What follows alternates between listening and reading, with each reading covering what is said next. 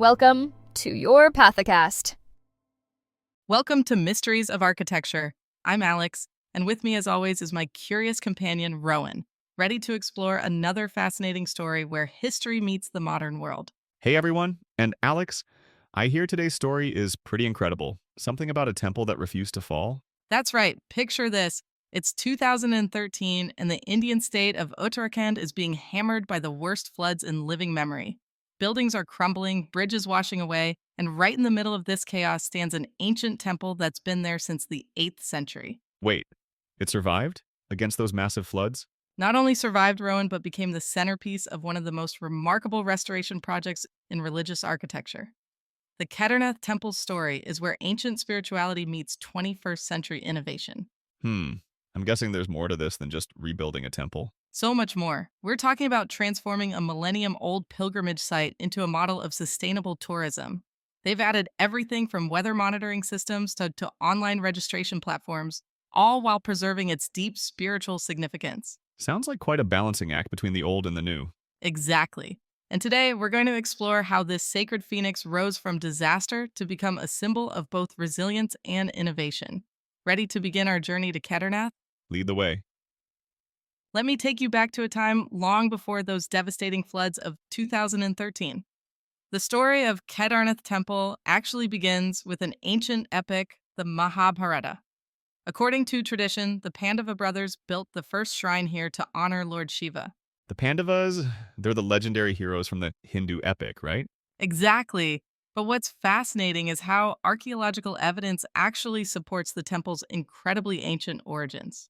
The current structure we see today was built in the 8th century, but excavations have revealed that people were worshipping at this site for centuries before that. 8 centuries. That's remarkable. But how did they manage to build something so lasting at such a high altitude? That's where it gets really interesting. The temple builders used a technique that was way ahead of its time. They created this interlocking system of stones, no mortar needed. Each stone was cut so precisely that they fit together like a massive three-dimensional puzzle. Wait, no mortar at all? How does that even work? The stones are held together purely by gravity and friction. And here's the clever part. This actually makes the structure more earthquake resistant because it can flex slightly during tremors instead of cracking. That sounds almost counterintuitive. You'd think something more rigid would be stronger. You'd think so. But nature often proves us wrong. Think of it like a reed bending in the wind versus an oak tree that might snap.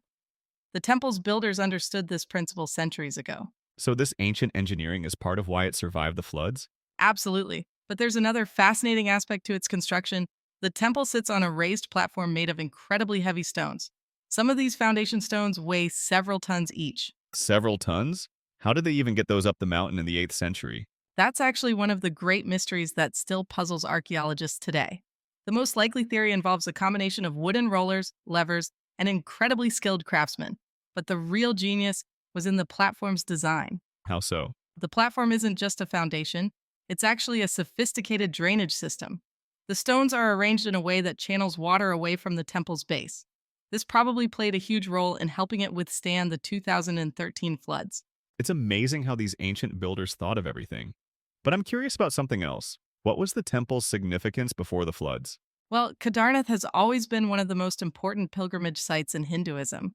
It's part of the dham, the 4 sacred sites that devout Hindus aim to visit at least once in their lifetime. So it's been drawing visitors for over 1,000 years? Exactly. Historical records show continuous pilgrimages since at least the 9th century. Even during periods of political upheaval or invasions, the flow of pilgrims never really stopped. That's quite a testament to its spiritual importance. And you know what's particularly fascinating? The temple's architecture actually evolved to accommodate these growing numbers of pilgrims. Over the centuries, they added mandapas. These are like ceremonial halls, and expanded the courtyard space. So they managed to modify this ancient structure without compromising its stability? That's right. And each addition followed the same architectural principles as the original construction. It's a perfect example of how sacred architecture can adapt while staying true to its roots. I'm starting to understand why preserving this temple after the floods was such a priority. It's not just about saving a building, except it's about protecting over 1,000 years of continuous spiritual tradition. Exactly. And speaking of tradition, there's this beautiful custom where the temple doors close for 6 months during winter. when the area becomes completely inaccessible due to snow. The priests perform one final ceremony, and then the temple stands alone on its mountain perch until spring. Now that's what I call standing the test of time. Now, let's talk about that fateful moment in 2013 when nature unleashed its full fury on Kedarnath. The statistics are staggering. More than 5,000 people lost their lives in the region, and the economic damage reached into billions of rupees. I've heard about this. Wasn't it some kind of perfect storm situation? Exactly right. We had this rare combination of early monsoon rains and a glacial lake burst. The local weather station recorded more than 375 millimeters of rain in just 24 hours. That's about 14 times the normal amount. 14 times? That's almost impossible to imagine. The locals described it as the mountains themselves dissolving. A massive flood of water, rocks, and debris came rushing down the valley at incredible speeds. Buildings that had stood for decades were swept away like they were made of paper. But somehow the temple survived. How close did it come to being destroyed? Incredibly close. The floodwaters actually reached the temple's doorstep. Eyewitnesses described a massive boulder, about the size of a 3-story building, that was carried by the flood directly toward the temple. Oh no, what happened? Here's where it gets remarkable. That massive boulder ended up lodging itself behind the temple and actually created a natural barrier that divided the floodwaters. Some engineers later said this probably saved the temple from destruction. So a boulder that could have destroyed it ended up protecting it? That's quite incredible. The locals saw it as divine intervention. But there's also some fascinating science behind the temple's survival. Remember those interlocking stones we talked about? During the floods, this design allowed the temple to shift slightly without collapsing. So the ancient engineering we discussed earlier actually proved itself in a modern disaster? Precisely, and there's more. Archaeological surveys after the flood revealed that the temple's foundation platform actually acted like a modern flood defense system. The rushing water was channeled around the structure rather than undermining it. But surely there must have been some damage. Surprisingly little to the main structure. The surrounding buildings were devastated, and some of the outer walls needed repairs. But the core temple? It stood firm, just as it had for over 1,200 years. That must have had quite an impact on people's faith in the temple. It really did. In the aftermath, many saw it as a symbol of hope and resilience. But it also forced authorities to completely rethink how they managed this sacred site. They realized they couldn't just rebuild, they needed to reimagine everything. What do you mean by reimagine? Well, the disaster exposed how vulnerable the entire pilgrimage infrastructure was. The narrow roads, the lack of emergency systems, the absence of weather monitoring, all of these had contributed to the high death toll. So the temple survived, but the human cost was devastating because of inadequate infrastructure? Exactly. And this realization led to something unprecedented, a complete overhaul of how religious tourism operates in the region. The temple's survival became a catalyst for change. It's fascinating how a disaster of this scale can lead to positive transformations. And you know what's particularly poignant?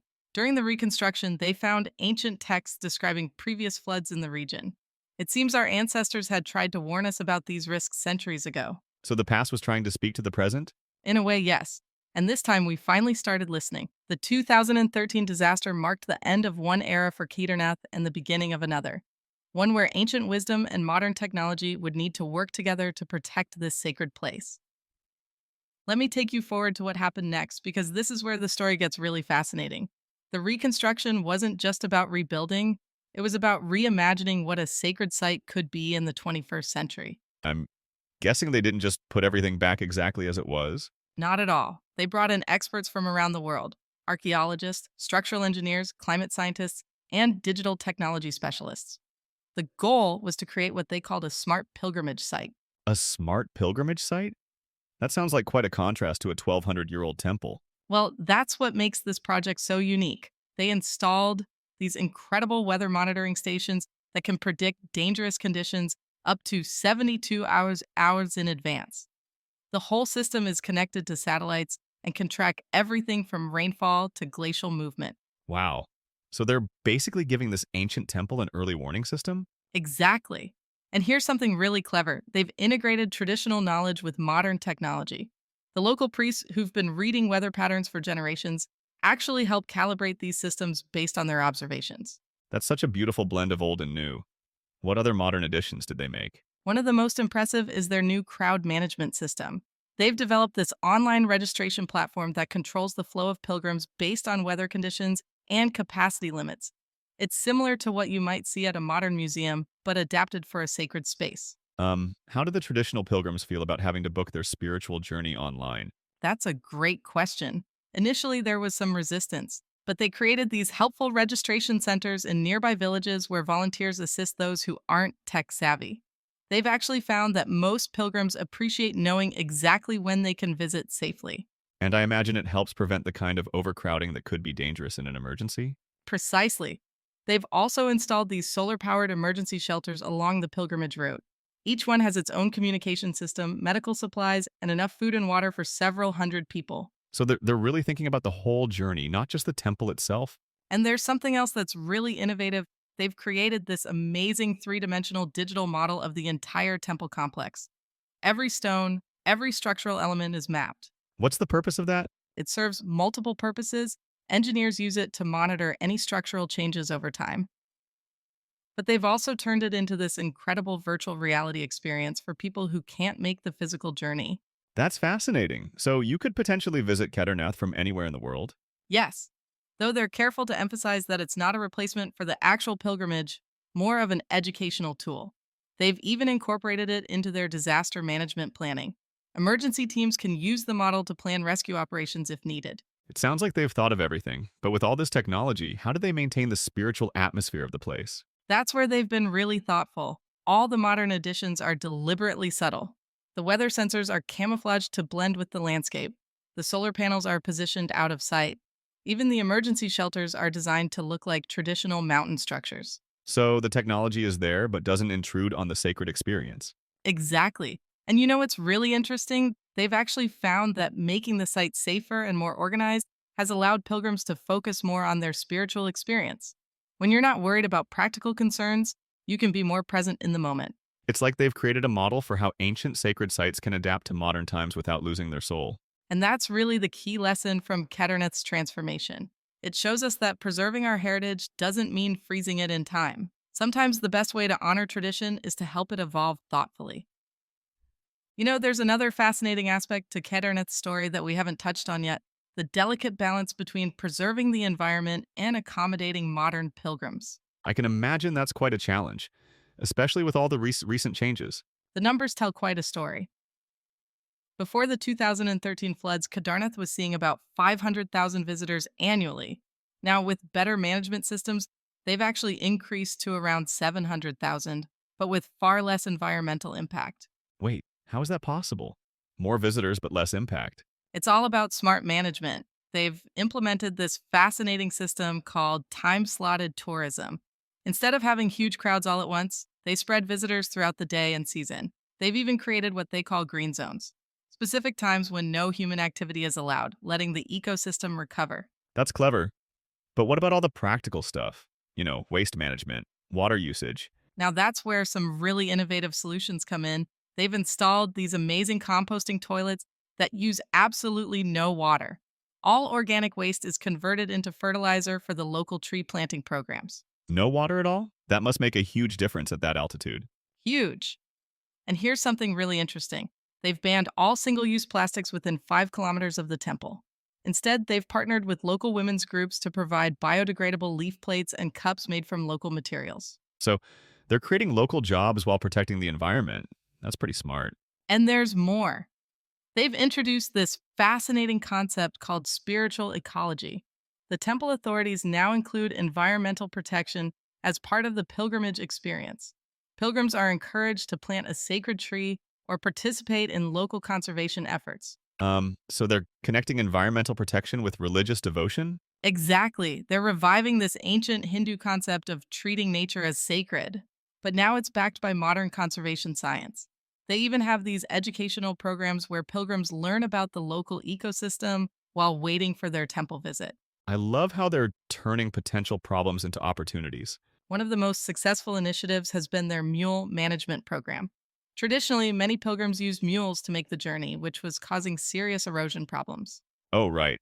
I imagine lots of hooves on mountain paths would do quite a bit of damage.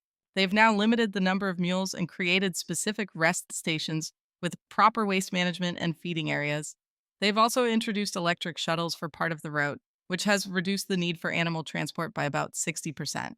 But don't some people feel that takes away from the traditional pilgrimage experience? That's where the temple authorities have been really clever. They've created different pilgrimage options. You can still do the traditional walk if you want, but there are now these eco friendly alternatives. They call it responsible devotion. It sounds like they're really thinking long term. They have to. Climate change is making the region more vulnerable to extreme weather. They've started this extensive research program monitoring glacial movements and changing weather patterns. The data helps them adjust their tourism policies in real time. So they're basically future proofing the pilgrimage? In a way, yes. But you know what's really remarkable? All these modern adaptations have actually made people more aware of the site's ancient connection to nature. The temple wasn't just built here randomly, it was placed in perfect harmony with its environment. It's like we're learning ancient lessons through modern methods. Exactly, and the results speak for themselves. Recent environmental impact studies show a 40% reduction in the pilgrimage's carbon footprint despite higher visitor numbers. The local wildlife population is recovering, and they've even spotted snow leopards in the area again. Now that's what I call a successful balance between progress and preservation. And it's becoming a model for other sacred sites around the world. The Kedarnath approach shows that spirituality, sustainability, and modern convenience don't have to be in conflict. They can actually enhance each other. You know what fascinates me most about Kedarnath's story? It's not just about a temple anymore. It's become this incredible symbol of how ancient sacred sites can thrive in our modern world. I can see that. Has it influenced how other religious sites are managed? Absolutely. The Kedarnath model is actually being studied by religious authorities from places as far away as Greece and Peru. They're particularly interested in how the site balances traditional practices with modern tourism. Really? What specific aspects are they looking at? Well, there's this fascinating economic angle. The temple's new management system has actually created this ripple effect throughout the local economy. Traditional craftspeople who were struggling are now finding new markets for their work. How so? They've established this amazing artisan program where local craftspeople create authorized temple souvenirs. But here's the clever part. Each item comes with a QR code that tells the story of the artisan and the traditional techniques they use. So that they're preserving traditional crafts by making them relevant to modern visitors? Exactly. And it goes beyond just souvenirs. The temple's digital presence has sparked this whole movement of what they call sacred technology. There are now apps that help explain ancient rituals, virtual reality experiences of traditional ceremonies. But doesn't technology sometimes clash with spirituality? That's where Kedarnath's influence has been really important. They've shown that technology can actually deepen spiritual experiences when it's used thoughtfully. For example, they've created these beautiful digital archives of ancient temple manuscripts that were nearly lost in the floods. So they're not just preserving the physical temple, but its knowledge too? Right, and here's something really interesting. Several major universities have now started offering courses in sacred site management using Kedarnath as their primary case study. That's quite a legacy for a temple that almost washed away. And speaking of legacy, have you heard about the documentary series they're filming? No? Tell me more about that. They've been documenting the site's transformation over the past decade. But what makes it unique is they're using artificial intelligence to colorize and enhance historical footage of the temple from as far back as the 1920s. So we can actually see how the site has evolved over a century? Yes, and they're finding some surprising things. For instance, they've discovered that some of the current environmental protection measures actually mirror practices that were common 100 years ago. History repeating itself in the best possible way? Exactly, but perhaps the most significant impact has been on how we think about sacred spaces in general. Kedarnath has shown that tradition and innovation aren't enemies, they're partners. I suppose that's really the heart of it, isn't it? Finding ways to keep ancient wisdom alive in a changing world. And the numbers support this approach. Recent surveys show that younger pilgrims actually feel more connected to the temple's spiritual significance because of how it's being preserved and presented. That's pretty remarkable that usually you hear about younger generations losing interest in traditional sites. The temple authorities have this wonderful saying now. They talk about creating thousand-year solutions for thousand-year temples. They're already planning for climate change impacts that might not happen for decades. Looking that far ahead, but that's quite something. And you know what's really exciting? They're currently developing what they call a sacred sites network, connecting ancient temples across the Himalayas through shared technology and conservation practices. So Kedarnath is becoming a hub for innovation in sacred site preservation? Exactly. It's showing us that the future of our sacred heritage isn't just about preserving stones and structures. It's about keeping their spirit alive in ways that speak to each new generation. You know what really strikes me about Kedarnath's story?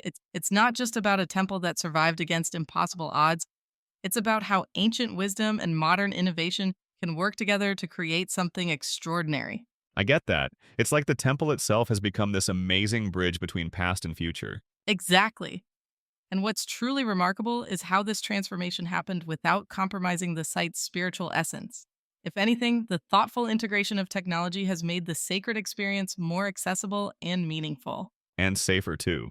It's pretty incredible how they've managed to increase visitor numbers while actually reducing their environmental impact. That's what makes Kedarnath such a powerful model for sacred sites worldwide. It shows us that preservation isn't about choosing between tradition and progress, it's about finding ways to let them enhance each other. When we started this story, I thought it was going to be about disaster and rebuilding. But it's turned out to be something much more inspiring. It really has. Kedarnath teaches us that sometimes it takes a crisis to help us see new possibilities. The floods could have been the end of the story, but instead, they became the beginning of a new chapter. A chapter where ancient temples can thrive in the modern world? Exactly. In a way, Kedarnath's greatest miracle isn't that it survived the floods. It's that it showed us how to keep our sacred heritage alive and relevant for generations to come. Thanks for listening. If you liked this Pathicast, don't forget to share it with your friends. See you next time.